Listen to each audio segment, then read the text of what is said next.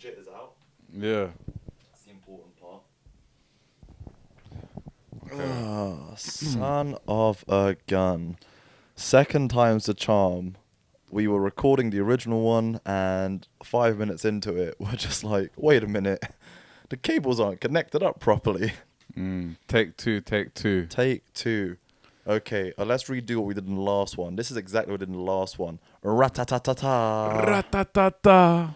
Hello and welcome back to another episode, or officially episode 1 of the LIS podcast. On the sofa, back in the annex. I'm Bo. I'm T. And it's great to be here again. Technically, he comes here like 3-4 times a week, so he's always here. It's great to be here in front of a camera, staring at a lens, I guess. Why are you lying to them? Tell them it's on a phone. Tell them we're recording it via a phone. Okay, A sweet. phone, we're recording on a phone. Recording But it's on a got phone. good quality audio though. See this lighting? See this lighting? This Yeah. lighting? Completely free. Up my mum's. Anyway, man. T, how you doing? I'm good, man. I've been chilled. I had quite a chilled out day at work today. Can't complain. Just no kids at school. I work in a school as a TA in the SEND department, essentially.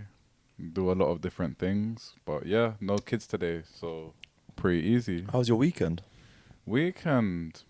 So the Friday I did something, but I don't remember what. Oh, the Friday we went to watch the All Blacks game. Oh, yeah, we did. That And was a complete blowout. Yeah, and then However, Capuzzo got me 42 points. yeah, I sort of overtook you though. Bro, it's not my... Look, my Pimpy got injured. Yeah, no, I captained him as well. I feel so was bad. fuming. Because I was literally throwing insults. I was like, how did I put you at fullback and you got 4 points? Useless. I'm like, oh, you got injured. Dang. Yeah. No, it was a bad one as well. He's had some kind of fracture in his cheek or something. That's no good. He's out of the World Cup now. Well, yeah, no, because I saw that Am came in to take his spot in the team, Yeah.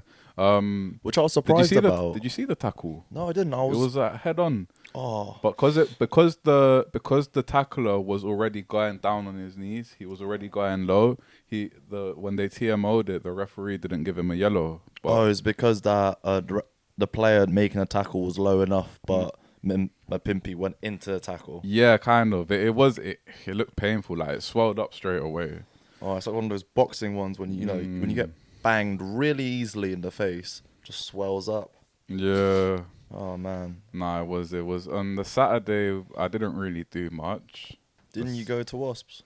I did. Oh yeah, I did go to Wasps. Watch the London Kiwis. I watched the London Kiwis. I was meant to meet someone, and obviously they got caught up with work, which was fine. And then I was watching London Kiwis, who I don't know who they played against, but they played against a team in a kit. And then I watched another game, literally on the pitch next to them. It was London Japan versus Ruislip. The only reason I know it was Ruislip because I recognized their kit because I played against them one time. And London Japan are the other home team. But yeah, imagine in the London Japan game, the referee, like the kickoff was delayed by like nearly 40 minutes because it's something to do with the referee Do you not show? taking long. Like he showed, but he was just, I don't know what happened, but the players were mad because I was thinking, it's 2:00 and it's a 2:00 kickoff and these lot are still warming up. And then I just heard the players just complaining because the referee like went into the changing rooms, he came late. I don't know what happened, but it's typical like amateur sport. Like happens. I mean, just be thankful they got a game. Yeah, no, they played the game. It looked like a good game. Both teams were really up for it. London Kiwis game was a bit more like One-sided? it was a bit more one-sided. From what I saw, I did get a bit fed up and I went sat inside. It was weird because it was like I was chilling and I went out by myself. But like My bad, I didn't want to burp into the microphone. it We was don't want to make an ASMR video. No, it's so just similar to how we left 10 minutes before the All Blacks game. Yeah. it was a great game. It's a great game. It's just Yeah, it great was play. alright. It was just All Blacks being better than the team in front of them. Italy. Yeah, I mean, they're very good though. They're quite decent, you know. World Cup winning decent, we'll see. But Don't know about that. Don't know about. They're always a that. problem though. They're always churning out quality players. Yeah. But Just- yeah, what about you? If you believe it or not, I actually went to the pub to watch the game on Friday. No way. Mm. Got a nice little carbonara pasta. The All Blacks. Oh yeah, were you there? Yeah. Oh sweet.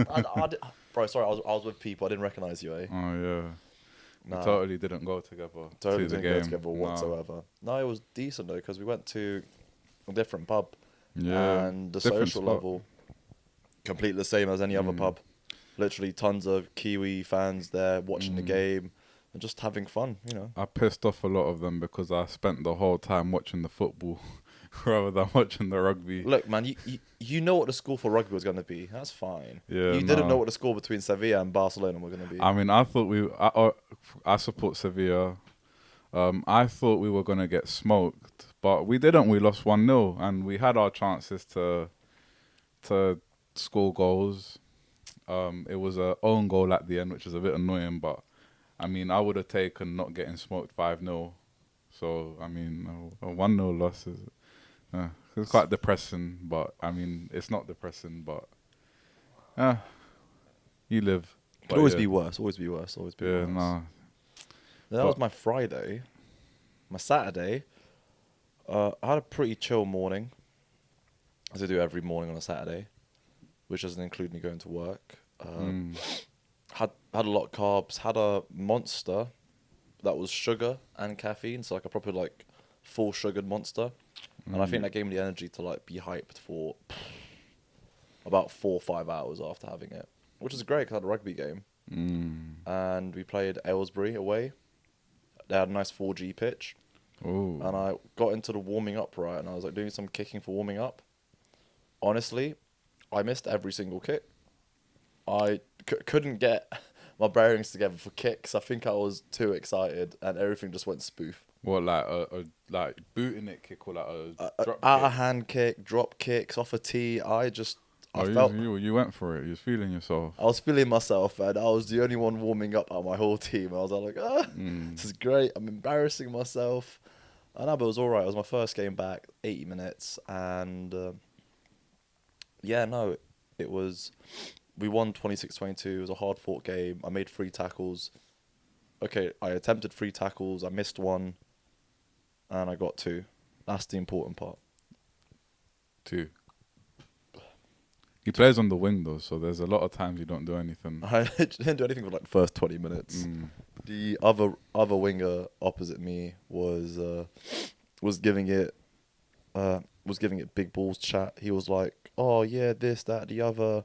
Then he looked at me, and I don't think he realised who he was talking to. Not in a negative way. It's just that I have 0 chat on the rugby pitch, and he was like to me, "Oh mate, as a winger, you must have some great chat." And I think he wanted a response from that. I just looked at him and was like, "No, don't know anything about chat." He was kind of flabbergasted. He was like, kind of like, "What?" I was like, "No, mate, sorry, no chat." I've never been one for like chatting it up on the pitch. Yeah, there's a lot of guys that like to do little sugar talk. You Yeah, I get like me? to get into your head. Just like, or like when they scream really hard in front of you when they get a turnover or something. Yeah, I've never been one for that. I've just kind of, just doing what I'm doing. I only made 1 comment. I was like, "You're a decent winger. It's a shame you're up against me." Well, that's a bit of chat though. I can't lie. Oh, look, I had to put him in his place. He look, it was a good game. I enjoyed it. I got told I'm bold because it makes me more aerodynamic by my brother. And, just crack on with the game. Sunday, it was great. I wasn't hungover because I didn't feel the social urge to drink. I actually felt kind of ill from drinking to a certain point.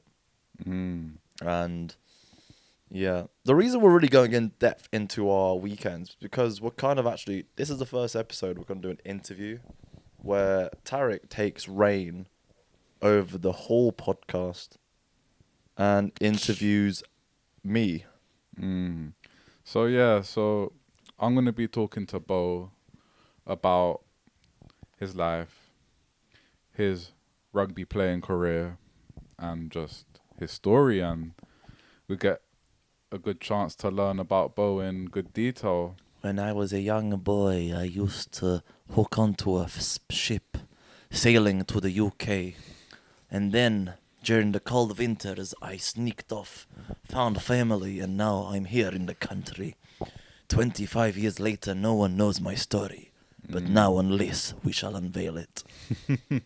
So, for context, Bo is a rugby player. He plays rugby union predominantly.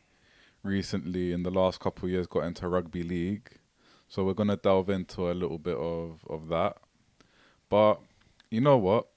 For context, you want to say who you play for? I mean, if people were interested enough, they could find out. So, Well, let me tell you, and you, who I play for. sure.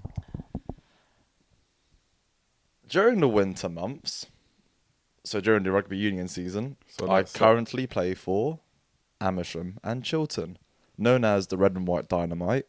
Finished second last season, and this is my second year with them at a level 6 club.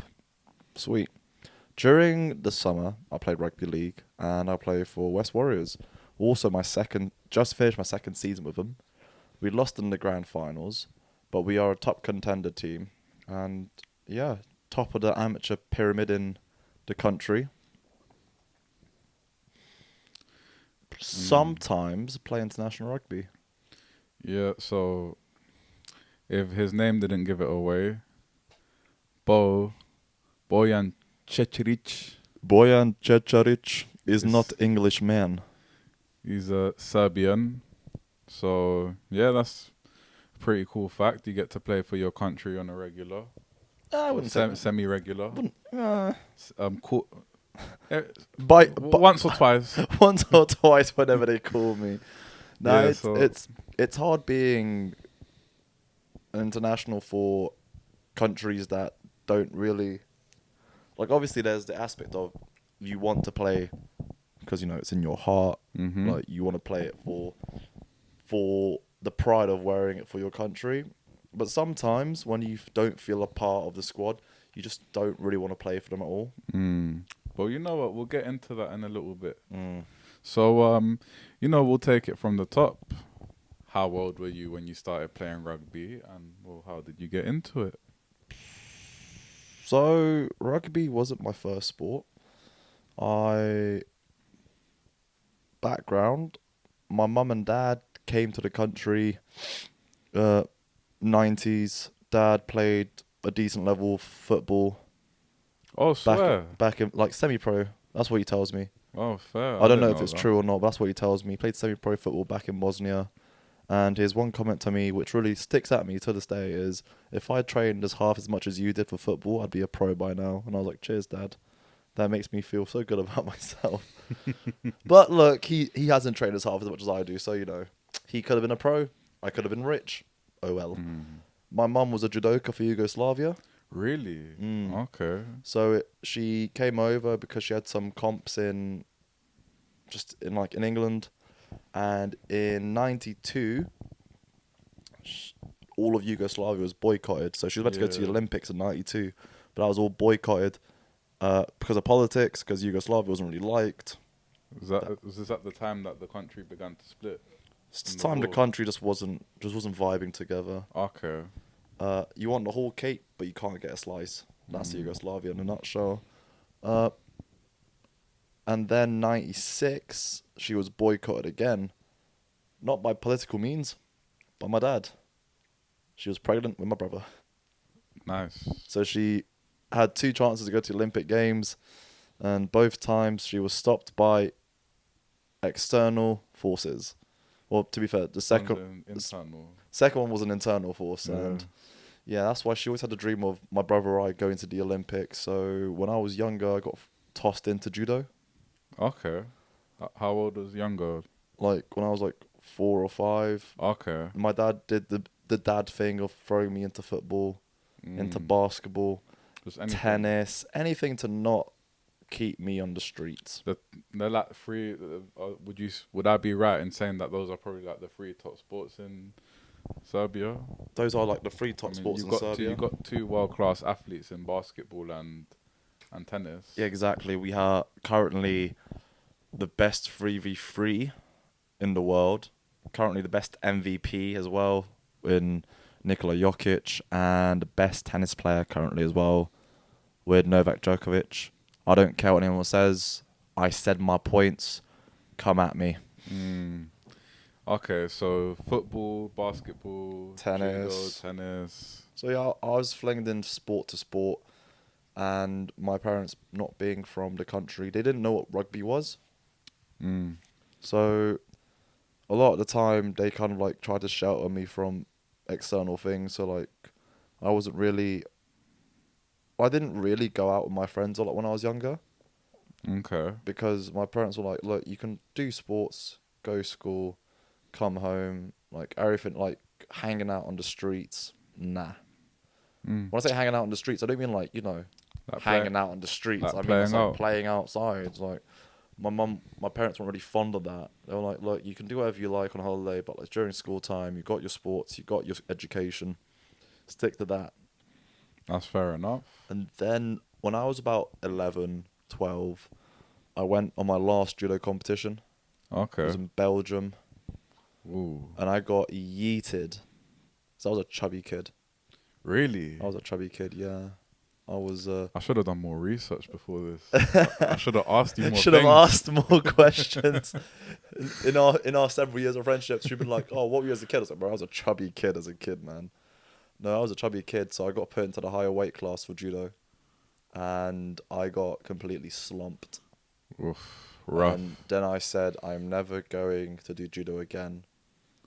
I mean, would you say that confidence is easily affected by at a young age, So or for you in your case particularly? when I was younger, I used to hate doing things. I Yeah. used to not want to do sports. I was like, I'm content with not doing anything. But my parents were like, look, you can't be in the house all day. You have to do sports. And my confidence came from the fact my mum used to yell at me at judo competitions. Motherly love and that. She was perfectly fine with me getting thrown in judo. Mm.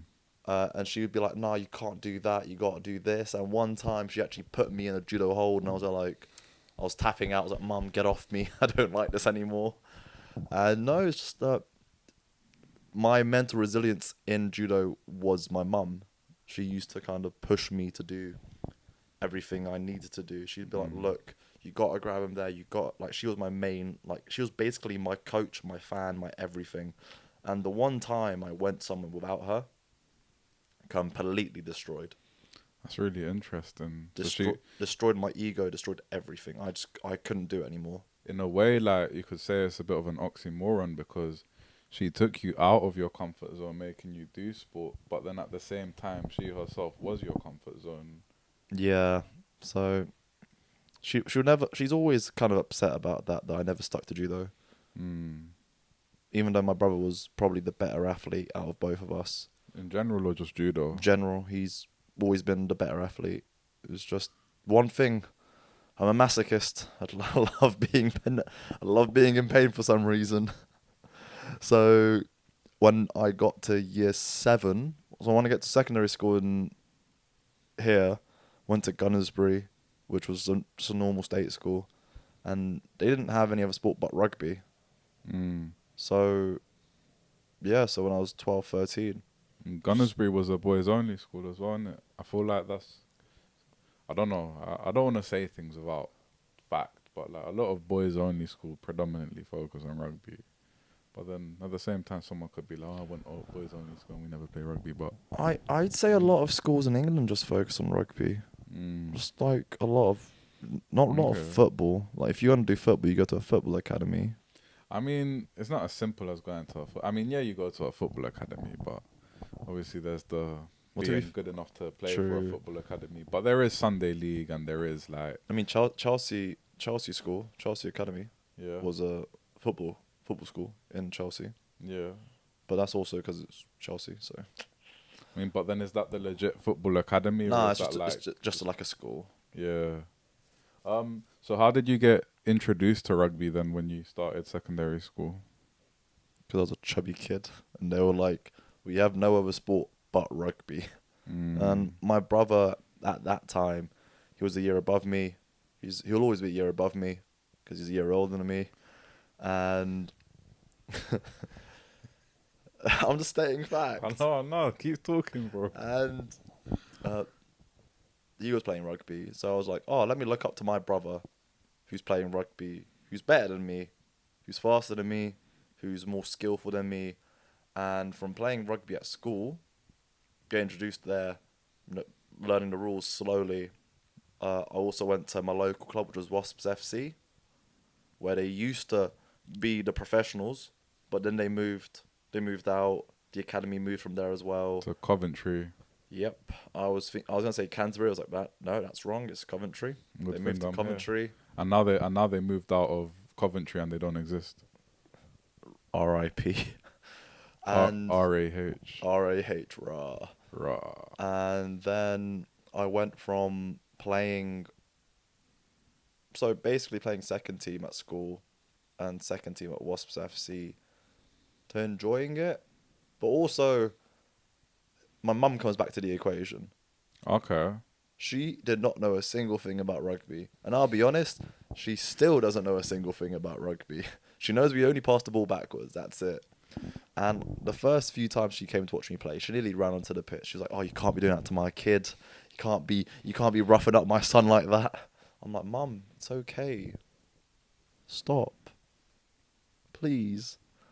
So, yeah, in about 14 years of me playing sport, she finally caught on to the fact that, like, she doesn't have to come and save me. She doesn't have to come and save her baby boy on the pitch. Okay. Yeah, well, funny enough, my mum refuses to watch any rugby game I've ever played because she doesn't want to see me do rugby stuff and get hurt or whatever. Just it's funny how that element of care just doesn't. The element of care, if I don't see it happen, then it doesn't really like bother me. Yeah, no. My mum's been through the sticks with me when it comes to rugby. So many times in A&E just for like dumb stuff. Mainly for my nose. Yeah. I think I've displaced and broken my nose about like 4 or 5 times. Your nose could be worse though.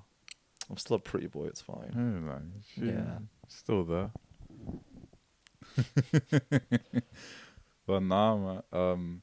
So that was my start into rugby. So secondary school, your brother was probably the biggest influence, but then you being a chubby kid probably helped them be like, "Come here, boy. Come here, boy. We're gonna put you right here." Okay. So currently I'm a winger, but I used to be second row.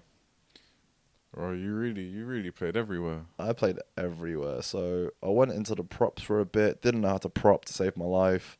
Still don't. Went to the second row, and all I got told was to push, and I was like, "Fair.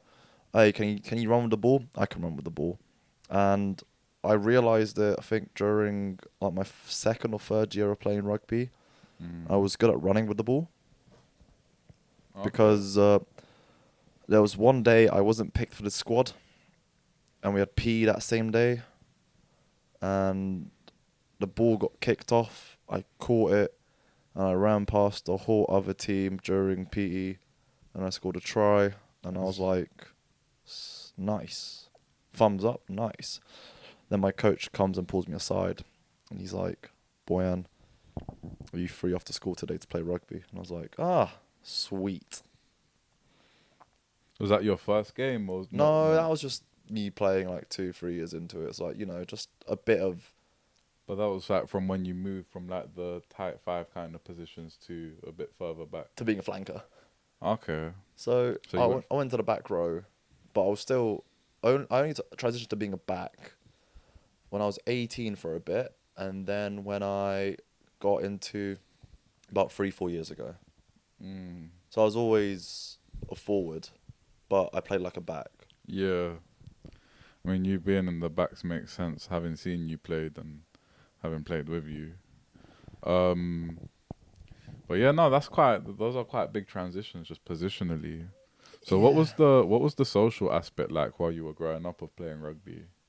For like school and club? Like when you first started, what was it like? everyone just knew so much more than I did. Mm. Because I came into it kind of late. Everyone was kind of like, oh, I like this, that. Even nowadays, I have no clue about specific rugby players, this, that, the other. Like, honestly, I couldn't give two, two cuts what it could be, really. Monkeys. Two monkeys what it could be. Because I just don't, I like watching it. I like playing it. But getting into like the nitty gritty and like all of the rugby gnaws, it's just it's so boring. Like even with football, I honestly I can't give you a starting 11.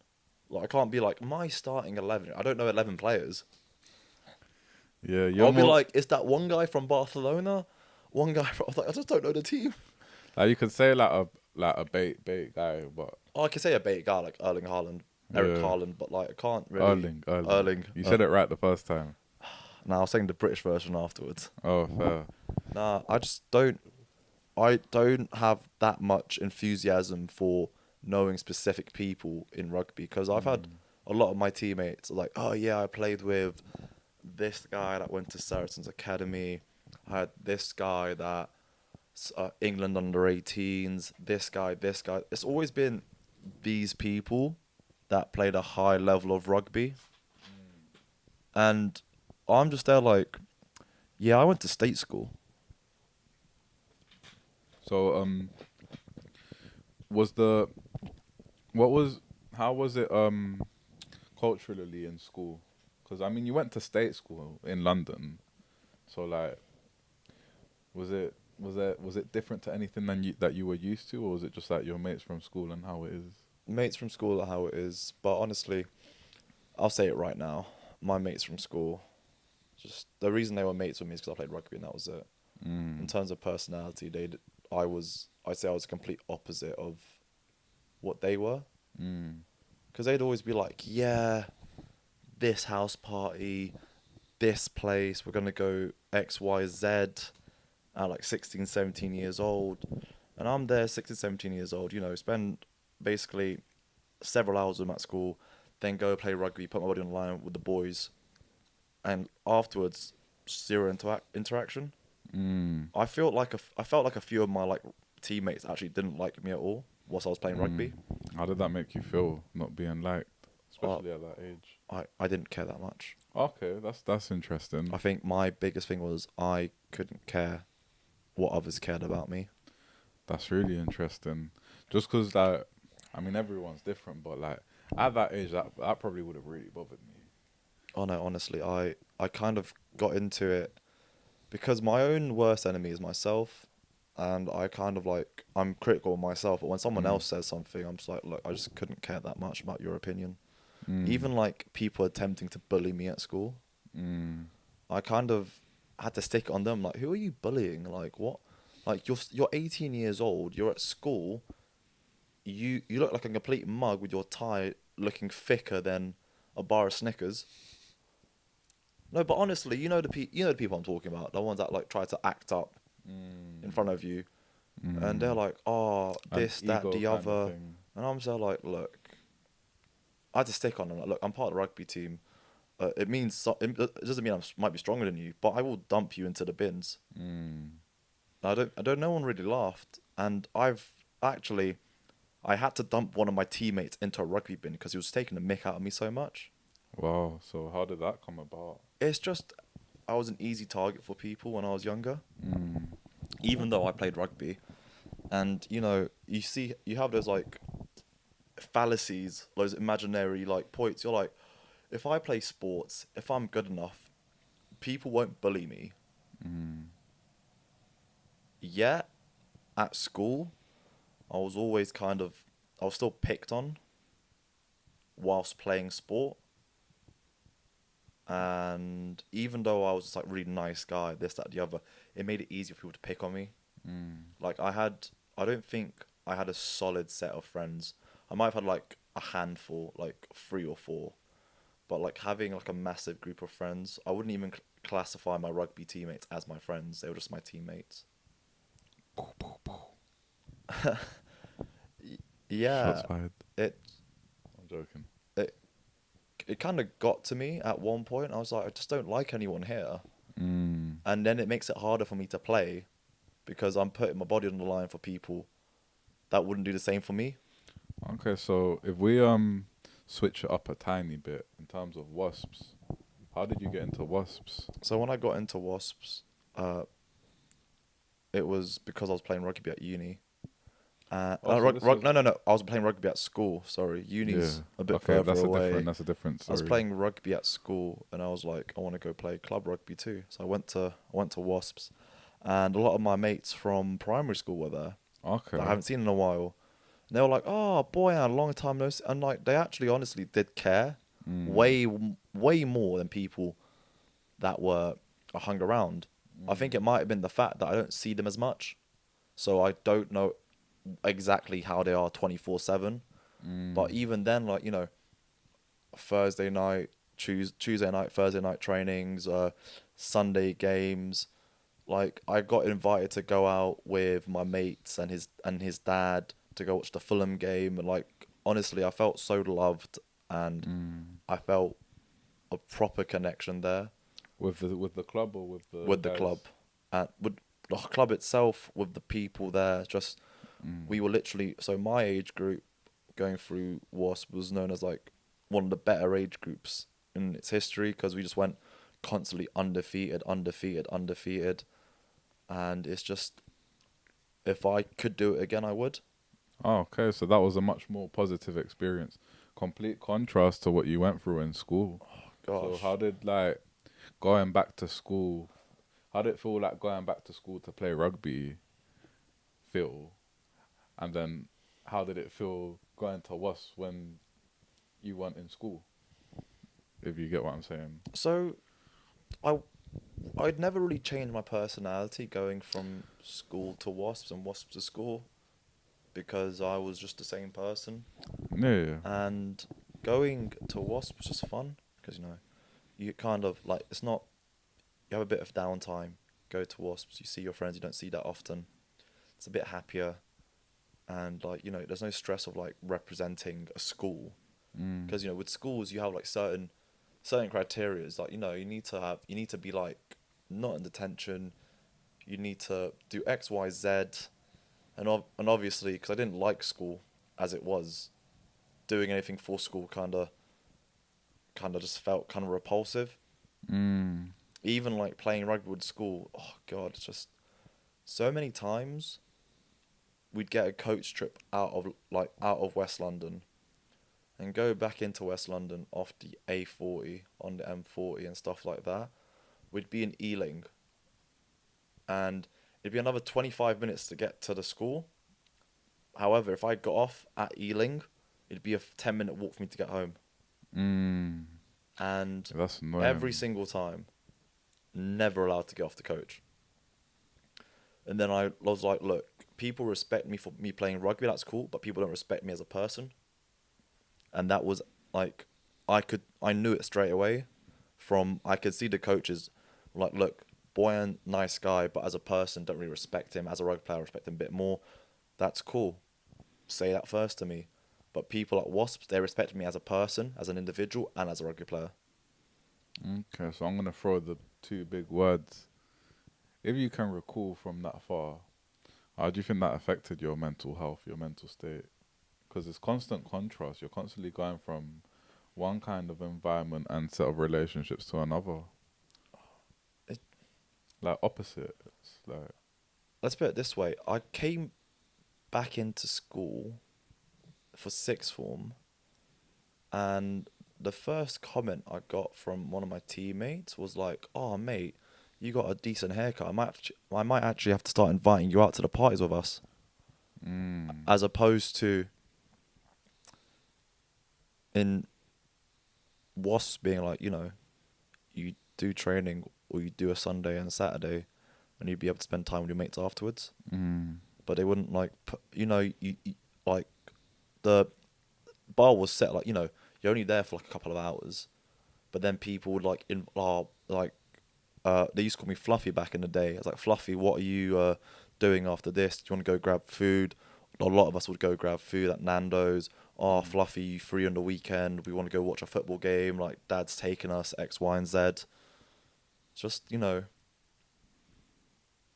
actually like there wasn't a criteria to be that guy in order to get invited out. It was just like, my personality and who I was as a person.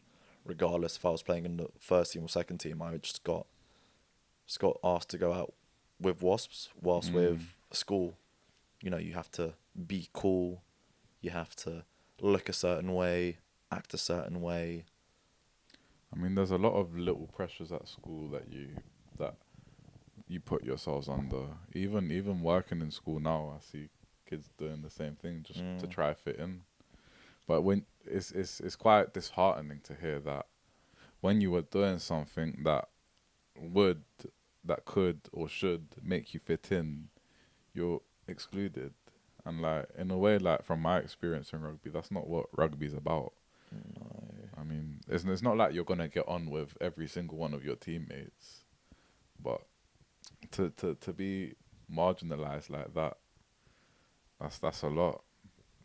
So let's talk about from school to uni then. So how was that transition first of all?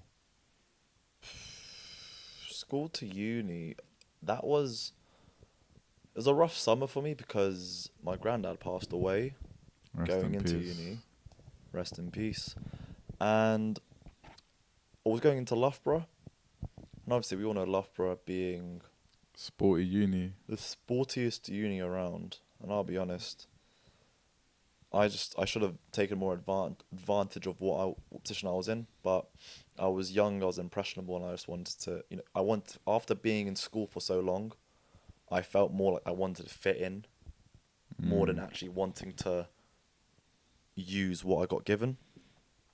In terms of what you got given. So the opportunity to go to Loughborough, to be part of the rugby team, everything like that, I just wanted to be more a part of it. So I felt like the 3 years I spent at Loughborough, in terms of sports wise, were completely like wasted. I wasted 3 years trying to play rugby at Loughborough to gain nothing from it.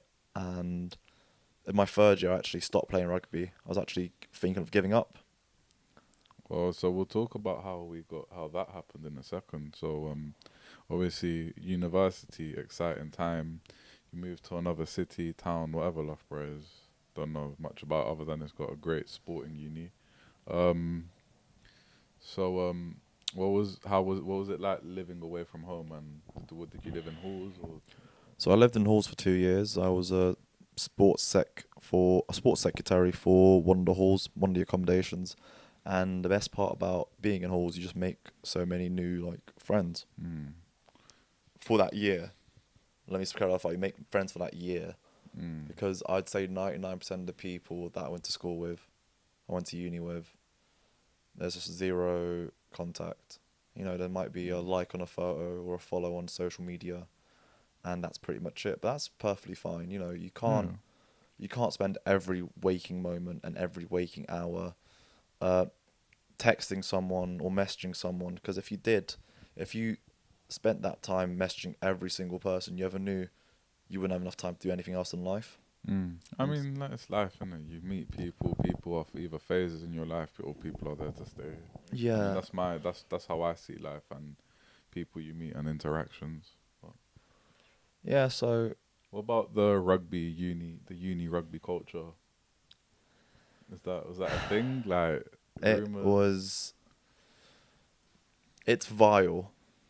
Really? It is look, I'm going to get so much hate on this, but I'll say it right now.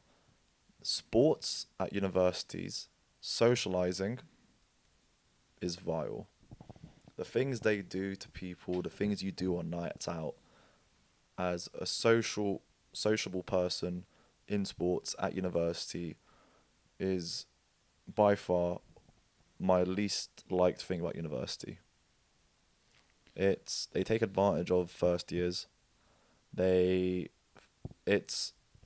let me reiterate that. They take advantage of first years being like wanting to fit in, so they get to pressure them into doing whatever they like.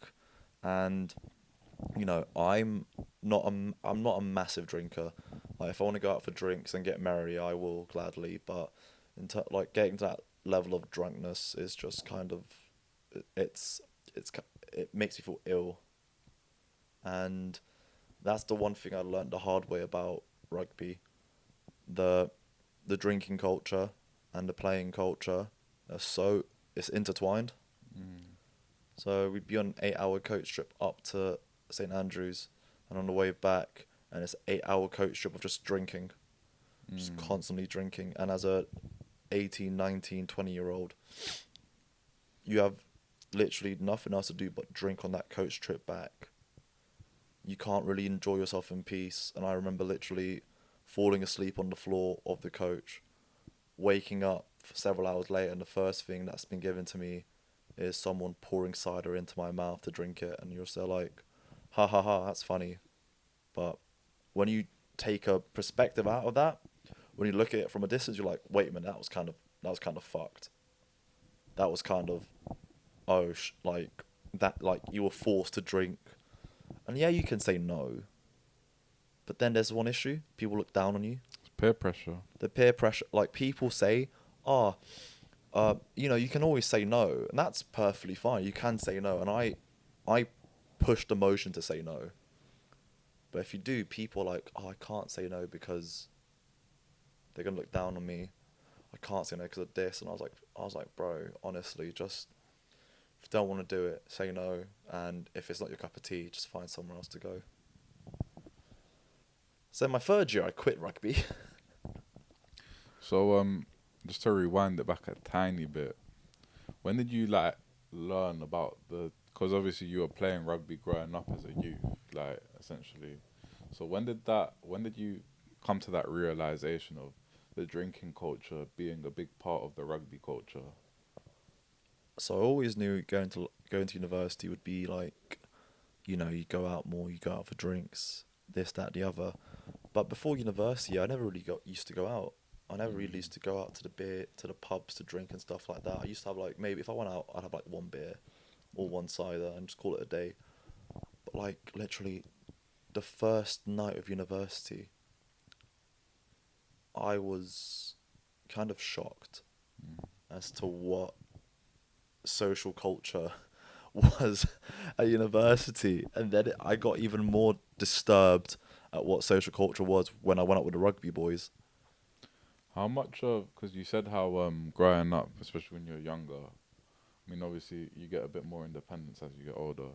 How did that kind of, not sheltered, but the sport, school, home, life impact how you were able to socialize when you got older? I'm not saying it in like a way that it's a bad way or a bad thing, but I mean, obviously it's quite a transition from growing up living that kind of life to going to university, and you kind of got free reins of independence. So I spent the first 2 years of university trying to please everyone. I thought if I could please everyone, I could be friends with everyone. And I've changed up my personality a lot into first, second year. Because you're always trying to make everyone happy. Of course. Even in sport, like even at rugby, like, I can do this, I can do that, I can do that, make everyone happy. But like trying to make everyone happy, when I like kind of was by myself, I felt really unhappy. I felt really sad. I felt I feel crap about myself because X, Y, and Z. So I felt really uncomfortable being around. And I still kind of do it to this day. I feel really uncomfortable drinking a lot with people. Like if I have a moment to sit down and to have like a breath of fresh air, I feel really like out. I'm like, I don't want to do this anymore. Don't want to be drinking. Don't want to be here. I'd rather just go home. And during my third year, that's what I did. So I stopped going out. I stopped trying to appease everyone. I just became who I am now. Just the person I am now is more or less someone would have rather been in my first 2 years of uni. But then again, you're still young, you're still learning, and I feel like every day is a new learning day for me. Of course. So was there a moment where was there a one specific moment where you decided, yeah, I don't want to do that? like between the end of your second year and the start of your third year? So before my third year, I was playing a game, and I landed badly on my shoulder, and it kind of just caused me an injury. Okay. But like, it's an injury where it take a couple of months to rehab, and after so many injuries, after like getting my nose like broken a few times, ankles gone, breaking bones, just This is being injured. this is growing up. This is my whole rugby career. Okay, yeah. It got to a point I'm like, I just don't want to play rugby anymore. Mm. I just can't do it anymore. Don't want to play rugby at university. Hate it. Why am I here? Stopped it.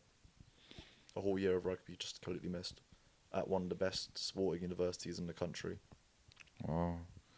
And how did that make you feel when, like, because on one hand you kind of got the relief of not putting your body at risk, but on the other hand, well, as you said, a year missed. I mean, obviously you no regrets now has happened. It's the past. But I mean, how did you feel then at that moment during that period? I felt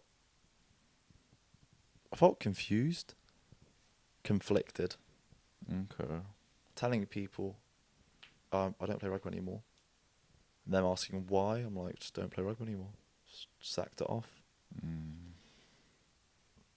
Telling people back home I'm not coming back to London for the weekend. Why? Don't play rugby anymore. Quit.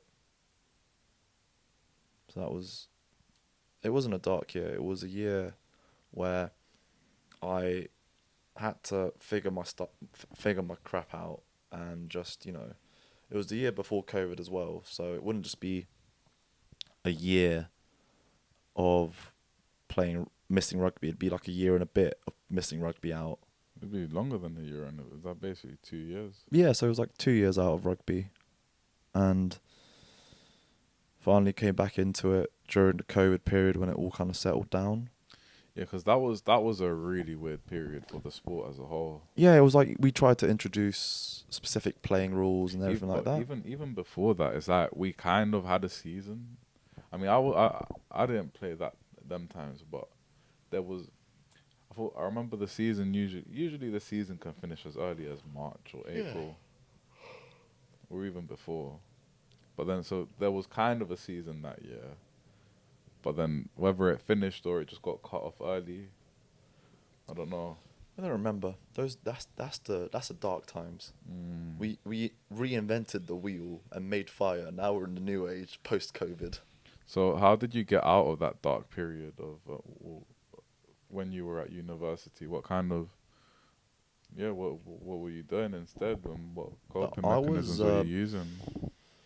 I was training harder than I was before. I was weightlifting. I was training triathlons. I was running, swimming, cycling. I was putting my body under the stress, which would have come more naturally playing rugby versus doing everything else. Okay. And I'll be honest, I just would have rather trained all day doing those things than have thought about anything else. Because when you're training, when you're doing stuff as an individual, you don't have people telling you anything. You're just like, look, I got to do this for myself, that, this, the other, and just kept running. Because running made it easier. Yeah. Just running. I just ran really. So you just sort of doing as much as possible to not think and to not wonder and to not feel left behind in a way. Yeah, honestly, I think when I say I stopped playing rugby my third year, I think that was my worst year to date. It was my eating habits was terrible. I was doing anything and everything to just not think I was completely failing at life. And at the end of the day, I ended up failing uni. Literally, I was body dysmorphia hit me. I was like, I can't do this. I was training stupidly. I was like doing two a days. I was training twice a day for nothing. I was I was doing the hybrid training program before the hybrid training program was a thing. So hybrid training is when you want to be strong, want to be lean, but also want to be aerobically fit. And I was doing that before that was really popular. It didn't really work well because I'm not famous on Instagram. But then also, I was eating, like I was trying to eat clean, and when I had urges of being hungry, I would down a 2 litre bottle of Coke Zero every single night Wow. because I thought that if I was to ever put weight on, I would be a failure, and that's when so my current weight being around 87 kilograms. At the time. No, right now. Oh, So right I now. currently weigh like 87 kilograms, and I don't care that much about I do care about my body, but I care more about performance. So if I need to eat 100 grams of carbs before the game, I'll eat 100 grams of carbs. I don't really care that much about, do I have a six pack? Do I not have a six pack? That's fine because my performance is better than my body is. Back in the other days, it was, I need to be lean.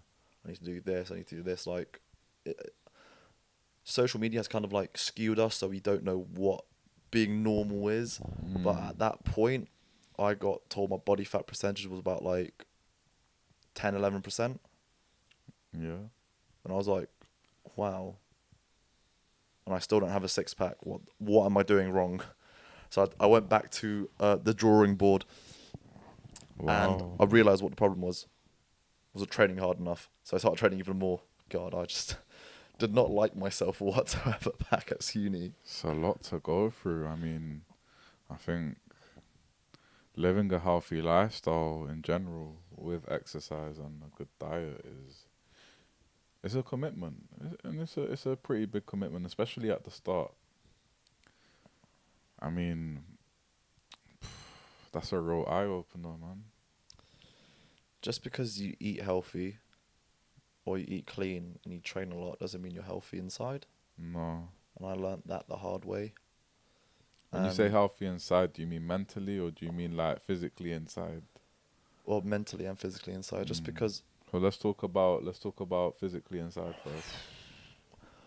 inside physically I am a perfect specimen. I only have I have two conditions. I am mildly asthmatic and I have ventricular arrhythmia. What's ventricular arrhythmia? It means my heart skips a beat ever so often. Is that when you see me? Of course, man, of course. Whenever I see you, my heart skips a beat. Brunch. So I was in Serbia, and I was getting a health screening because I was playing rugby there for my club, Vojvodina, and the doctor was like, "Yeah, so you got to get extra screenings done." I was like, "Why is it?" Well, because your heart rate isn't normal. I was like, "Is it so low that's not normal?" Oh, that's because I'm really fit. It's like, no, it's just you're missing a beat. I was like, huh? I was really confused by that. I was like, huh? What are you missing a beat? And then I had to go get another test, then another test, then another test. Honestly, those tests were just a waste of money because just because your heart skips a beat doesn't mean you're unhealthy. It just means your heart skips a beat. Sure, there are some precautions to take, but I took all of them because I'm a healthy individual. I don't smoke, I don't drink excessively, and I have an okay diet. My body is perfectly fine, and my heart rate is pretty low because I do sports. And the skipping the beat was seen whilst I was also like at a high heart rate. So it'd be about 6-7 beats and then a skip. But because my heart's so healthy, I get enough blood pushed throughout my body, so I never felt like faint or anything. So then, if we talk about the mental impact inside, Mentally, it was a struggle. Just let's break it down. mentally, didn't really feel happy. Okay. Never felt I was good enough. And always wanted more, but knew that I'd never get it. And so Wanted more in what way? I just wanted to be better than I was at that current moment. Okay. As in, just socially, on the pitch, off the pitch. Just I want to be I've always assumed that if you train really hard, and if you're a nice person, and if you play your whole life, some random guy's gonna come up to you and ask you if you want a pro contract, and that's what I was like striving towards. Then I realized one thing: that is not how this works. Doesn't matter if I've trained like I said at the very beginning. My dad came up to me and said, if I trained as half as much as you did for football, I'd be a pro by now. Rugby is not the sort of game where just because you're nice and you're good at the sport doesn't mean you'll get a contract. How much of an impact do you reckon what your dad said to you all those years ago had on how you approached life and training and sport at that time? Not that much, honestly, because my dad doesn't understand a single thing about rugby. Okay, No, I thought I was gonna get one of them deeper moments where you're like the childhood stuff, but nah. No, the childhood stuff is my dad once came to a football game of mine, and I was in goal, and he literally said like this. He's like, "Look, I didn't come here on a rainy day on a random Saturday to watch you not do anything in goal. If you're gonna play, play. If not, don't. Boring." And I was like, "Ah, cheers, Dad." And that was a good game for me because I was like, I used that positive reinforcement. And ever since then, I've never asked my dad or mum to lift to sports. So from a very young age, I always took myself to sports. Oh wow. And so yeah, and then there used to be a period of my life where my family I came back into rugby after uni. Okay, so yeah, let's talk about how you started playing, how you got back into it, Yeah, and that change. You know, because you were like, if we're recapping a tiny bit, you were at your lowest, and you were overcompensating, and you were training your hardest, and you were having a lot of self-doubt and a lot of different emotions and different feelings. How did it change from coming back home and getting back into rugby? coming back home, it was, "Hey, Bo, I heard you're back in London. You want to come play sports?" And I was like, "This?" I was like, "Sure." Honestly, I was like, "I'm going to go back to Wasps. I'm going to go back to my happy place. Might as well." Then, literally, I was just being asked to come back. No You one, felt wanted. no one in Loughborough asked you to come back. No one in Loughborough was like, "Oh, mate, how you doing? This, that, the other." And this is why I talk about being isolated and being alone, like I was at school. No one at university asked me like, "Am I going to come back to rugby?" People were like, "You're not playing? Cool." That's big. And you're like, "Oh, sweet, fair. No one really cares. Cool." Wasn't an issue. It's just like, no one asks, so you just never have it in your mind. Like, yeah, no one, like everyone stopped caring. It's fine. Like, there's no point of playing rugby again. I Like, mean, sure, I had like a game or two throughout the year where I like played, and I was like, "Oh, that's sweet." But then I turned around and was like, "Okay, I'm not playing again. Bye." Then coming back home, being asked to come down to Wasps to play again. It's just fun. Just, felt wanted. So I came down. how important was that feeling wanted factor? Because I mean, it sounds like you went to school, you played rugby, you wasn't, as you say, you wasn't completely like, you didn't feel accepted as a person. And then in uni, it sounds like not the same thing, because I mean, uni's a whole different experience to growing up in school. But it was still like, there wasn't that full acceptance. Missing that connectivity with people.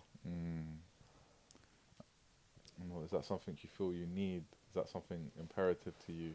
I feel like it's something I needed at the time. So when I was, like, I can't say when I was younger, but it was when I was younger, so I was about 21, 22. I needed that like social aspect, but like not the social aspect of like let's go out for drinks.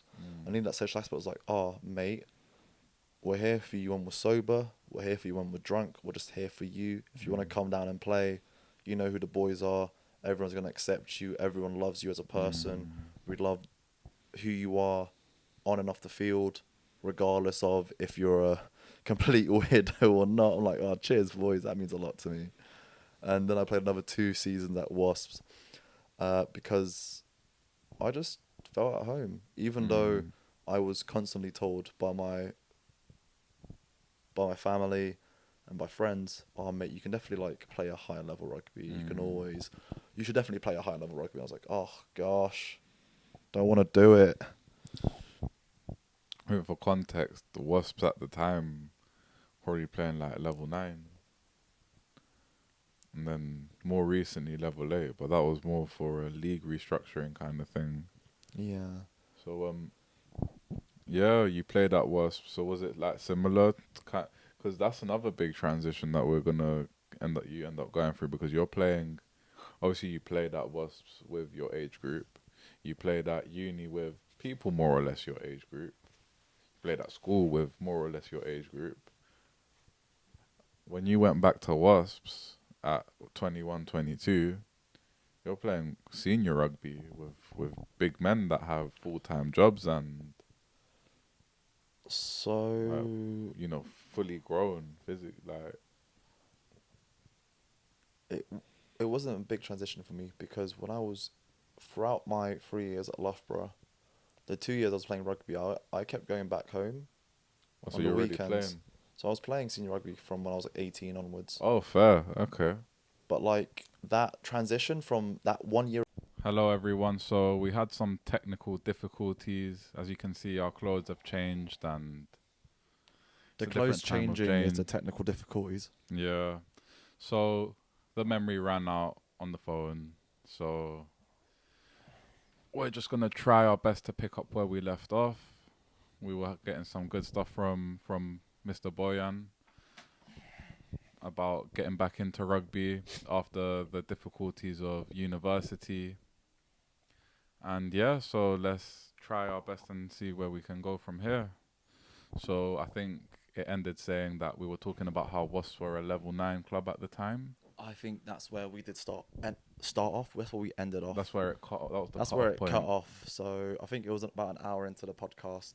Yeah. I actually turned around to check the camera, and the phone was completely just like, yeah, no data. And I was like, sweet, thanks. So, Awesome. Yeah, we'll try pick up this mess and see where we go. So, yeah, for context, Wasps was a level 9 rugby club, and I think it was just, I was saying at the time where I was about to just stop playing rugby completely right after uni. yeah, and they called. So yeah, talk to us about how you ended up getting the call back and what convinced you to come. Well, I was sat down at home and it was like, hey, Boyan, I heard you're back from uni. Do you want to play rugby? And I was like, oh, I don't play rugby anymore. He was like, what do you mean you don't play rugby? I was like, oh, I stopped playing rugby. It's just, just got tired of it. And he was like, mate, how about you just come down for a few training sessions? Come down for a few training sessions and see how you feel. And I was like, cool. We got a new coach in at the time. His name was Martin. And They got Martin. big up Martin. He was a great coach. And we were there, and it was my first season back after a year out. And I was like, oh, this is going to be tedious playing second team rugby, because Martin didn't know who I was or anything. He just heard about me. I was like, oh, well, let's see what he can do. After the first game of the season, just got back into the first team and just got back into the groove of things. So what year was that? I think that was the year before COVID. So 2019. 2019. Okay. So how did it feel getting back amongst it in that first training session after everything you went through previously? Well, that first training session, what was going through your head? the first session in my head, I was like, I just want to get this over and done with. I want to come here, do some running, and that's it. I don't want to overexert myself. I just want to come through, see how I feel. If I feel good, I'll crack on. If not, I'm just gonna call it a day. Mm. You done well to give it a chance though. Just a tiny bit, not too much. It's been alright. I mean, I've achieved a few things ever since getting the call back. It to me it felt kind of like home, because a lot of the time, the last few years when I was at uni, it wasn't really like getting a call to come and play. It was more like, oh, if you want to play, you can, and the environment wasn't the environment I was looking for. Even playing international rugby, it was very, it was basically all like, I felt like it was against me. We'll get onto the international rugby in a little bit. So yeah, no, it just going back to Wasps, going back to my original club. Just like I said during school times, I found more. I found it nicer to be playing club rugby than it was to be playing school rugby. Even though I saw the boys less than I actually do my own schoolmates, it just felt nicer. So did it take much convincing for you to come back?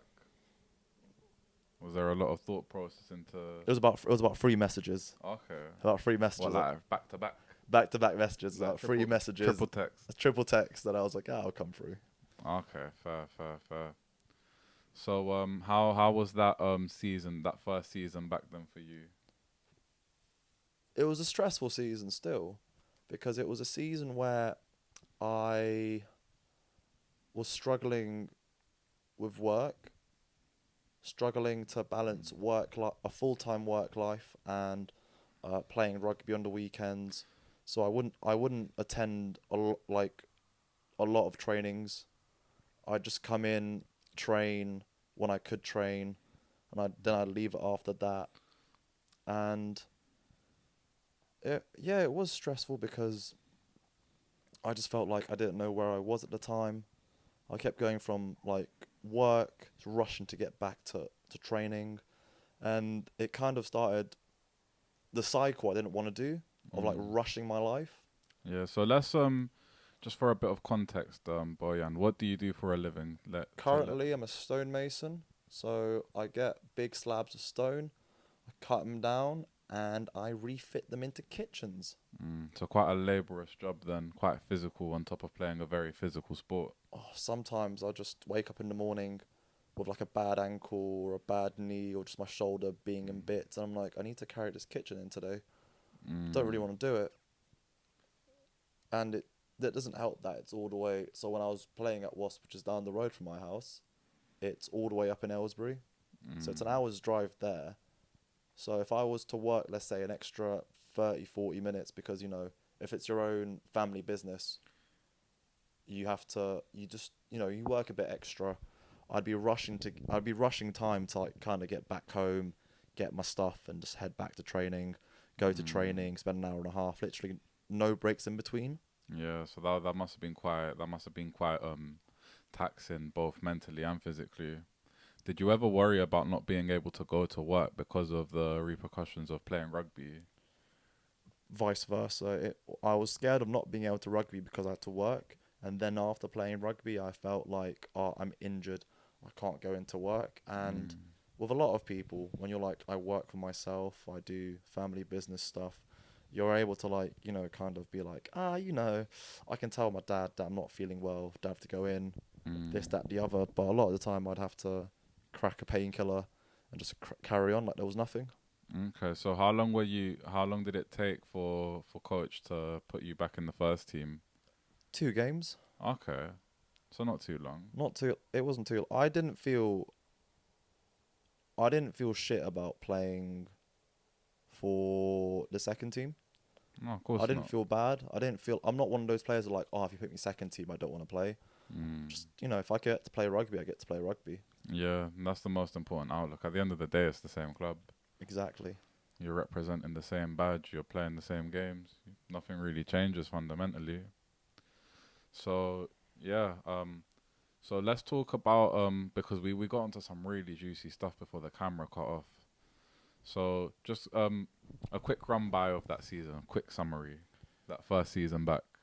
First season back, play 2-2 games, play a few 1 games, don't play a few games because I'm working. Was late to a few games. I felt bad. Then after the season ended, I tried looking for a new club. Mm. So talk to me about that. Why did you go trying to look for a new club? So I just, it was more like I just wanted to play better rugby. The higher level. So I tried to play higher level rugby. So I went around to several different clubs. So I went to several different level 5 clubs, and each club was great. Don't get me wrong. It just wasn't my cup of tea. I just couldn't. Mm. I couldn't find my. I couldn't find my middle. I couldn't find my balance in between playing rugby and enjoying it. Mm. And another thing that we did talk about, because this was a very key point before the recording got cut off, it was that sevens tournament. So we played every year, most years, Wasps host an in-house, not in-house, but like a Wasps invitational sevens. So where Wasps play and they invite other clubs around the area or other clubs that they know will have any kind of association, and we play a big old tournament of sevens for the day, whether it's the women's team or the men's team or whatever's going on. It's just a good summer day out, really. But yeah, so we played in the sevens tournament. I was there. I also played a bit. Looking good. Yes, make sure it's recording this Yeah, time no, round. we can't. This is the juicy Yeah, part. yeah. I can't. So The mental trauma it's gonna give me. It's gonna cause me like a lot of grief. If I have to say it a third time. yeah, so we played the sevens tournament, and I'll just give a quick run by. We played the sevens tournament. It was the group stage, how pool, whatever. 4 or 5 teams. We finished, I think, second in our group. Had some good moments. We ended up playing in the Shield. So the first team, the team that finishes first goes for the cup. The team that finishes second or third, I don't remember. It was a while ago now. They go for the Shield. We played in the Shield. Um, we got to the final of the Shield. Bojan turned up in those games. He scored. He was our talisman. He scored the tries. I'm not even trying to gas him too much because otherwise his head will be too big to leave this room. But yeah, he scored 2 tries in one game. He scored a couple tries in the final. We ended up losing that final. Obviously the your dad and your brother came to watch. And from my perspective of what I saw that day was they came to watch. They said something to him, and then Bojan had like a bit of a breakdown. Would you say that's an appropriate way to term it? That is the summary of my sevens tournament right there. Okay, so obviously I'm talking from the outside perspective that he was crying, coach was giving him a hug, we were trying to cheer him up, make him feel good, because although we lost, he had a good game, we had a good tournament, it was a lot of fun, and yeah, so take it from there, Bojan. So it was in amateur rugby when you play a sevens tournament. A lot of the time, if it's not like a festival or something, you play a whole sevens tournament in one day, and that's what we did for Wasp Sevens. So we played this is about the 5th game we played that day. I think even more. I think like 6 or something. I think it was the 5th because I think it was 3 group stages. No, we played. It was like 4 group stages. Oh yeah, but I forget those. That's details. like 5-6 games. Even then, that's a bit excessive. Mm. And I didn't rest that much during the tournament because I just wanted to play rugby. So I kept playing. And it got to about the last game, so the finals. And I was physically and just mentally just out of it completely. And my dad and brother came through, which is nice of them. But they came through at the very end of the tournament. And they assumed that it was like the first game of the day. Because normally, when you play rugby, you play about like kick-off 3-4 o'clock. And so they came at that time after me playing 5 games, and they tried to have a chat with me. And a lot of the time when you're like focused in, you're just trying to do your bits, trying to do your warm-ups and get everything sorted. You're trying not to waste that much energy. That's what I was trying to do. And I just couldn't really give them a lot of answers because I was warming up for once. I was taking it very seriously, which in hindsight I shouldn't have. Should have had a bit of fun with it. But I was warming up, I was doing and they just tried to have like a casual chat with me, everything, being happy and stuff like that. When they don't know I'm actually playing the finals to win some silverware. And I'm just like, guys, I can't talk right now, this, that, the other. And I must have conveyed it in a very rushed in a very like kind of poor way, because then they got pissy at me and they started being negative towards me, started saying, oh, what's the point of us even coming down to support you if all you're going to do is like, treat us like this, X, Y, Z, just being kind of like negative on it. And the negativity they threw at me kind of hurt me, like emotionally. And so I'm playing a game and I'm so like, oh, I'm already tired, and now I have this like dagger in the back of my head from what my brother and dad said. And we end up losing the finals to just an unlucky play. One player's in front of me, he gets the ball, I'm like following him, and I'm like I can make the tackle, I can stop him scoring the try. It's all good. Then from nowhere, there's someone just below me. Literally, one of my teammates has fallen down, and he hasn't got up or rolled away. So I'm like tracking the guy, and I just fall over. And once you fall over in sevens and you're already exhausted, it's a nightmare to get up.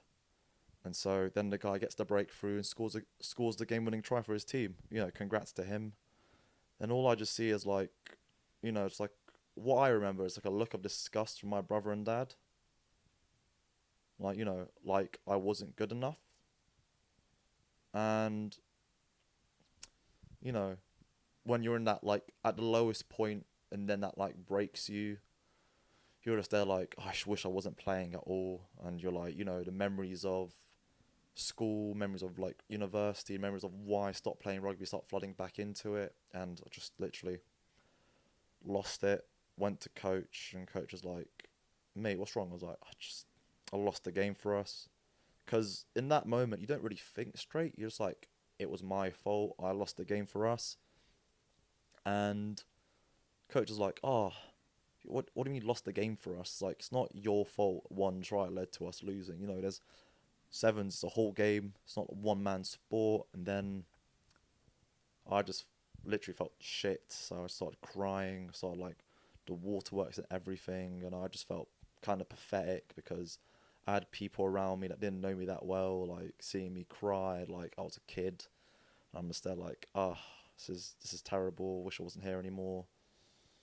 And yeah, it's just people realize that, you might, on the surface, you might seem like this happy-go-lucky person. You might be like, playing your sport. But just because you play your sport doesn't mean like the end result makes you happy. And yeah, that was like one of the few times I've cried after playing rugby. Just, And ironically, it was what made you cry didn't have anything directly to do with the rugby itself. No, to be fair, if I lost the game and my brother and dad weren't there, I think I would have been like, shucks, we lost. Disappointed. Disappointed. But we move because it's just a sevens tournament. But like, because of their initial reaction and the initial like emotional like damage that their comments made to me, it just kind of caused a downward spiral. And yeah, it just made me be like, oh, why am I playing this sport again? And what did that moment lead to for you? Just led to me doing a lot of things, just saying I'm gonna play this sport, but I'm gonna do it my way. I've like literally stopped looking for acceptance from people. I've started to do a lot of things because I want to do it myself. So it was another long season that was cut short, and I just started to play rugby the way I play it. Your own freedom and your own intent. Yeah, I think I've become a bit more vocal to my coaches too. Because before it used to be like, I'd just nod, give them a thumbs up and be like, yeah, let's do it like that. Let's do it like this. But nowadays it's like me actually questioning everything. Like, look, I don't want to do that. Or I don't know why you want me to do that. And just starting to become more of a, not, just becoming a bit more like open to the idea of like, look, just because they said to do it, I don't have to do it. I've started becoming more like, if I'm not enjoying it, what's the point? Mm. So you sort of started to search for that own enjoyment of your own accord, and not Pr- through the acknowledgement of others. Pretty much. Pretty. Okay. I mean, that's a good way to put it. I mean, I'll be honest. I think rugby is is one of the main factors why my ex was done with me. Okay. So that comes a little bit later down the line. Yeah. Um. Obviously, after that sevens tournament, it was the first full season. So that summer was the build up to the first full season post COVID, because obviously we lost the season in between. So obviously you had 2019-20 season finished was cut short, finished around March, April, depending on the level and the league and how many teams you have and how many fixtures. Then we lost the whole season. Everyone knows what happened in COVID, particularly in this country, and how we were affected and how our whole lifestyles were affected. So just to add a bit of context, it was basically our first proper rugby, Yeah. really. 2021. 2021 summer. Yeah. That was. Oof. That was a while ago. Yeah, I know. Time flies. Time flies. So 2021 summer. So going into that season, you had this complete change of perspective in terms of how you view the game and how you view yourself and how you want to approach things both on the pitch and off the pitch. How did that impact that first full season back from COVID? Because obviously we had the transition as well of having to deal with playing rugby and a full season of rugby for the first time in nearly 2 years.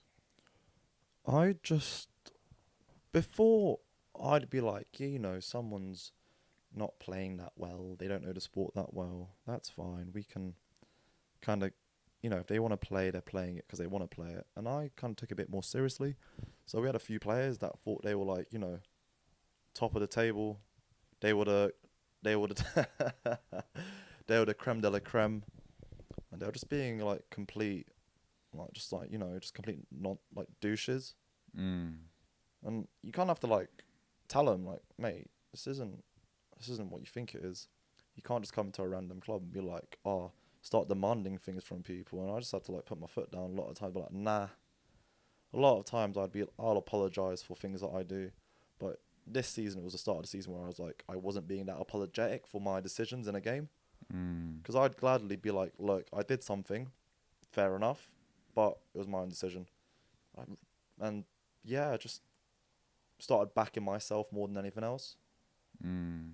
When people ask me why am I doing this, why am I doing that, I'd say because I want to. So did that confidence within yourself I'm trying to find the appropriate word, but did that confidence that you built in yourself in terms of that from the fresh perspective, did that follow you off the pitch as well? Yeah, because I think I'd say I just kind of started saying no to a lot of things off the field as well. Mm. Because a lot of the time being a yes man it's great for socializing, but then being your own person, I started to look at things and be like, look, do you know what? I actually don't want to do this. I'm not going. And I had a bit of resistance from my family as well, because there were some things that I used to do when I was younger. So like Serbian dancing, my parents like me doing that. It's a traditional thing. That's all fun. And I just kept saying like, look, I'm not doing it. I don't want to do it. And there'll be a bit of resistance. Like, why don't you want to do it? I was like, well, just played rugby. I'm not putting my body in more stress to make you guys happy. I want to make myself happy first. And by doing that, I'm going to do what I want to do and just relax. Mm. Friends call me out. Nah, not going out. Sorry, don't want to do it. I'm at home. And just for a bit of context, we're talking about like the peer pressures that one can go through when playing at a rugby club in terms of the drinking and staying out. Yeah, pretty much. Like, don't get me wrong, I do like having a few drinks with the boys and stuff like that. But a lot of the times, if I have a bad performance or I think the team does bad, I'm not going to spend time with them afterwards. I'm going to go home, I'm going to relax, I'm going to be like, look, that was a complete pain in the arse. I don't want to hang out with you boys anymore. Mm. Which I should have done when I was younger as well. Like, when I look back on it, I'm like, oh, my teammates at school, they weren't really my friends, they were just teammates. I should have literally just like, look, play rugby, go home, relax. Mm. Not play rugby, try to hang out with guys that don't really like me that much, be a yes man, and then go home. So a big character development moment for you. Pretty much. Okay. So we play that season, obviously 21-22 we're talking about now. So following the Sevens tournament and that moment that happened, played however many games. I think it's like 18 games a year in the league or whatever. 18, 20 games, you never know. Between 18 and 20. Yeah, we play through that season. Obviously, I remember at the time you had your work commitments as well, and you had to take time off. Yep. And how did that new perspective of doing things for yourself change how you felt about having to take that time off for work? I literally said, like, well, work comes first. I still say it. You know, rugby doesn't pay the bills. So I said, work comes first. And I was like, look, I'm sorry. I'm working in the morning. If I get to the game late, I'll get to the game late. If not, that's how it is. Didn't make me any less effective than I was. Like, I came to the game late, 5 minutes, warmed up, went onto the pitch, played 40 minutes, shot off straight away. Just, you know, did as much as I can with the time I had. And, you know, because you have to work. Okay. And you know what, just before we get into the rugby league talk, which is something I'm particularly looking forward to hearing, is the international stuff. So I just want to quickly talk about that. And obviously we did talk about the perspective stuff. Yeah. So obviously when you started the international, before that character building moment in the Sevens tournament, let's talk about international, who you played for and how that goes about, because obviously... I'll do a quick summary of this one, Yeah. because I don't feel like it needs that much No, explanation. just a little, just shine a little light on that. So I got selected to play under 18s for Serbia when I was under 18s, as you do.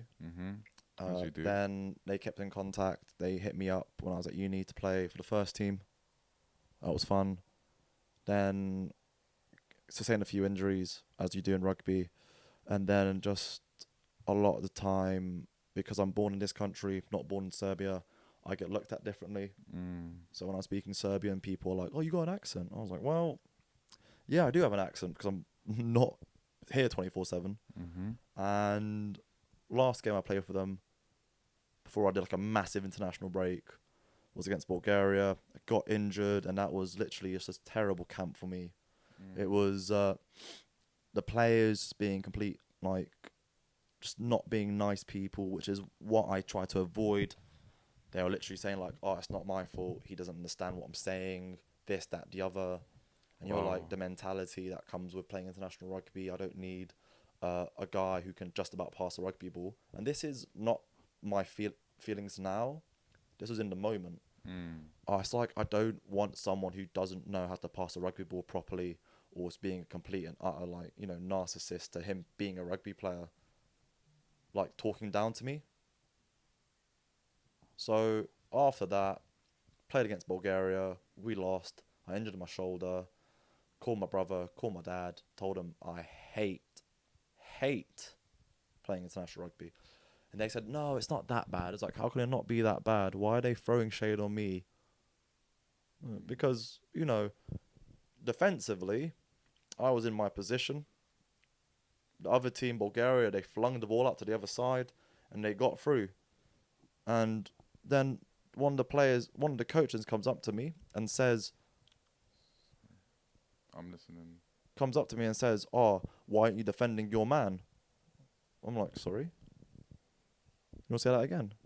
It's like, yeah, why aren't you defending your man? It's like, how can I defend my man when he's 50 meters on the other fucking side of the pitch? You know, I'm looking at the guy. I'm like, are you having a giggle? I don't know if you're serious or not.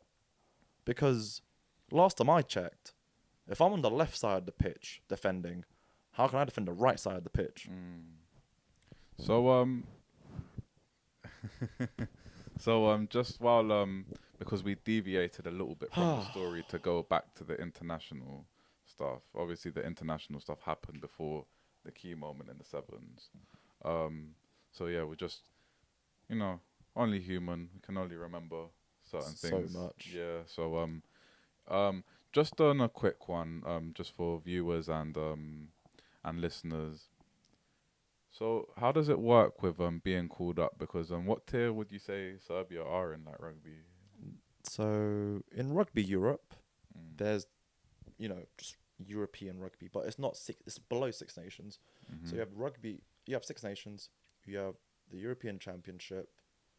You have the League One. Mm-hmm. You have first conference and second conference. We're in the second conference. Okay. So we're like, it's not the best rugby, but it's fun rugby in my opinion. It's still international, still Yeah. representing your country. So And now let's skip that, please. I don't want to talk about Serbia just anymore. one last question.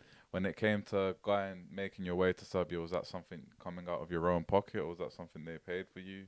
Travel expenses and accommodation? They'd pay for the accommodation, and they sometimes pay for the flights. But with the current system they have in place, funding-wise, I can't speak from it personally, but whenever I went, I got free accommodation, free food, and I got basically free travel. That's from my experience. Some countries don't have that luxury. Mm-hmm. A lot of countries you got to pay out of pocket to go travel, and yeah. Okay, so okay, we'll move on from the international rugby side. Thanks, thank you. I could do a whole episode on it, but I don't want to. Yeah, so obviously we're trying to build viewerships, we're trying to build a community. Should you listen, and should you have any more questions about international rugby or anything about either two of us, you can feel free to get in touch with us on our Social media our platforms. social media platforms, whether it and yeah. I got told my editing was pretty bad, so I'll just link it in the description next to the like and subscribe button. Yes, sir. Okay, so back to rugby league. So Yeah. how did that come about? Playing rugby league By accident. by accident. By complete and utter accident. So just for the rugby league team is West Warriors. Up the wires. Up the was. Great side, great guys, great community, a brotherhood built. They use the same facilities. They use the Wasps rugby ground. That's where we play our games. That's where we do our training. So they were always around. So it was very accessible. So yeah, how did the accident happen then? I was meant to go to a stag do. But I was working. So I couldn't go to the stag do. Feeney stag do. Feeney stag do. I was meant to go to one of our mates' stag do's, and I couldn't go because of work. And I looked at the timings, and I was like, wait a minute, I can make it to the rugby, but I can't make it to the stag do. So I messaged ahead, and I messaged one of my mates who said that West Warriors won a few players. And I was like, I'll play. And we played the Rezzies. So I played second team rugby. And it was fun. We lost 55-4. However, You scored. I try assisted. Oh. I'm not sure off about no assist, bro. Bro, it's like +4 in the fantasy league, mate. It's fine. And I just had a lot of fun. I had a lot of fun. It was playing rugby in the summer. It was really fun. And then I've recently found out. So then I got put into the first team the following week. And a lot of the boys in West Warriors didn't know who I was. Okay. And Rory, one of Wasps FC legend, who's big up Rory, he was talking to one of the star players at West Warriors, and the star player Jack, big up Jack Payne Train. He looked at the team sheet and saw my name, and when you see my name, you get kind of confused because you see a lot of letters and not a lot of understandings. And he's like, bro, who the F is Bojan? And Rory goes up to him and says, I promise you, he might not look like a rugby player, but he knows how to play. Which has been the story of my life. So, play that one game. Okay, look, I'll make you a bit happier. 3 tries. Stop showing off, bro. I'm joking. Yeah, no. 3 tries. Come on. Got put on the wing and just enjoyed it. And to cut a long story short, because of playing league, I went into playing. I understood that I could play better rugby union, so I moved teams to Amersham. And that's when we go back to you explored a few different clubs. No. This Okay, this is afterwards. Okay. So this is the season after exploring a few different clubs. I went back to Wasps. Then after the Wasp season, first one back after COVID, played rugby league. Then after playing rugby league, I said I'm going to give it a shot playing rugby union at a better club. And I went, there was a league restructure. Wasps moved up by one level, which I think it was a decent go at Wasps to be put them at level 8, which is good because it's nice to say you're a level 8 club. Mm-hmm. And I went to a level 6 team, went to Amersham, who are Up the Chilts. The Red and White Dynamite. They gave me a chance to play wing. The story goes that the team manager met my brother in a hot tub at a sports club. And my brother said, "Hey, my brother plays rugby. He's a really good winger. You should sign him." And Andy Grant, in his Scottish accent, says, "Oh, get him down to the club and I'll see what I can do."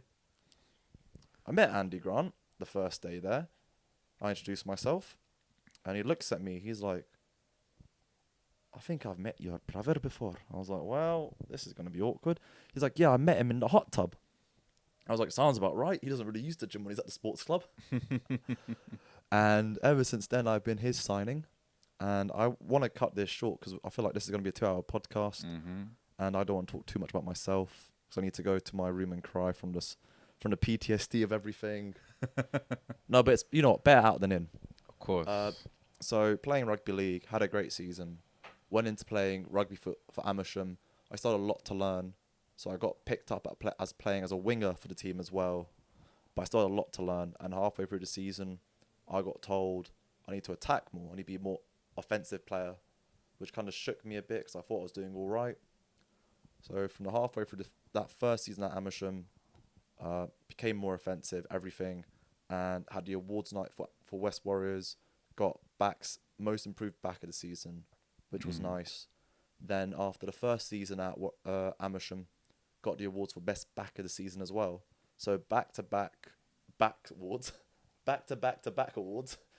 Pew pew pew pew pew, and all the struggles I had playing rugby amount to me being picked for 2 great teams, 2 wonderful teams, and starting to have more fun. Sure, it's a struggle sometimes, but at the end of the day, without those experiences, I wouldn't be here. And you know what? As a result, after you had that great year at Warriors, you convinced me to come down. And Tarek scored his tries. Tarek scored a try for the boys. Yeah. He actually scored a 50-meter try. Yeah, I ran the whole pitch. He ran the whole pitch. From our try line to their try line, steps galore. Steps galore. I handed out Fendi bags. He went for the goosey as well. Yeah, come on. And if the boys will vouch for that. The boys will vouch for that. Yeah. In reality, he got an offload like 5 meters from the try line and just put it through. Why are you ruining my gloss, bro? No. He still handed out Fendi bags. I still handed out Fendi bags, But come on. yeah. No, but yeah, a lot of fun. I just thought it'd be cool to throw out there. His positive experience influenced me, and then it led me to having positive experiences myself the following summer. So yeah. And now hopefully I have a chance to play for Serbia in rugby league. Yeah. 2026 World Cup, here we come. You heard it here first, folks. Are you guys even going to qualify? Anyway, thank you very much for listening to the podcast, guys. This has been the interview with Bojan Cecaric, hosted by Tarek Mustafa. Yeah. Why you struggle so much? I can say your surname. Your surname's harder to say as well. I was making sure I didn't mispronounce it. Mustafa. Yes. Big love, people. Like, subscribe, comment, share with your family, friends, your dog, all that jazz. And yeah, we'll catch you on the next one.